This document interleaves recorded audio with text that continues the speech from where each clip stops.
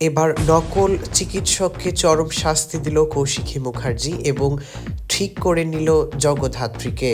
বিস্তারিত জানতে ভিডিওটি না টেনে সম্পূর্ণ দেখতে থাকুন। জগদ্ধাত্রী ধারাবাহিকের শুরুতেই দেখা যায় যে দেবুকে তার স্ত্রী অনেকগুলো খারাপ খারাপ কথা বলতে থাকে। সে তাকে প্রশ্ন করতে থাকে, তুমি যে জেল থেকে বেল পেয়েছো অথচ আমাকে ফোন না করে কোথায় চলে গিয়েছিলে?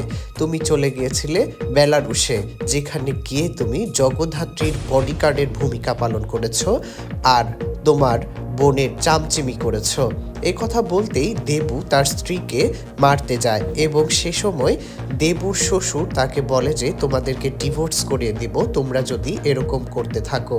অসুস্থ জগদ্ধাত্রীর সামনে যখন এরা সবাই ঝগড়াঝাটি শুরু করে দেয়, ঠিক তখনই বৈদেহী মুখার্জির হাজব্যান্ড সেখানে সবাইকে থামতে বলে এবং এর মধ্যেই সেখানে বৈদেহী মুখার্জি উপস্থিত হয়।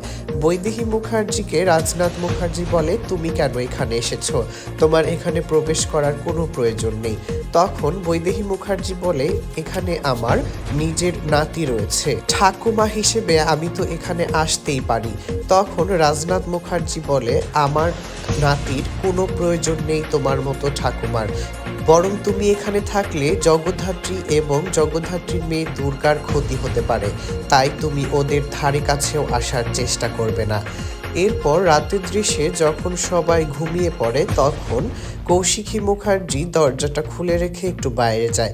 ঠিক সেই সময় কৌশিকী মুখার্জি রুমে ঢুকে পড়ে উৎসব ঢুকে পড়ে সেখানে জগদ্ধাত্রীর সাথে কথা বলতে থাকে।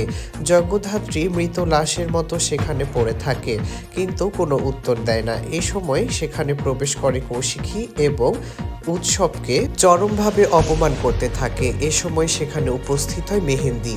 কৌশিকী মেহেন্দিকেও ইচ্ছে মতো অপমান করে ছেড়ে দেয়। ভিডিওটি দেখার জন্য ধন্যবাদ। সেই সাথে ভিডিওটি ভালো লাগলে অবশ্যই লাইক, কমেন্ট এবং সাবস্ক্রাইব করে পাশে থাকবেন।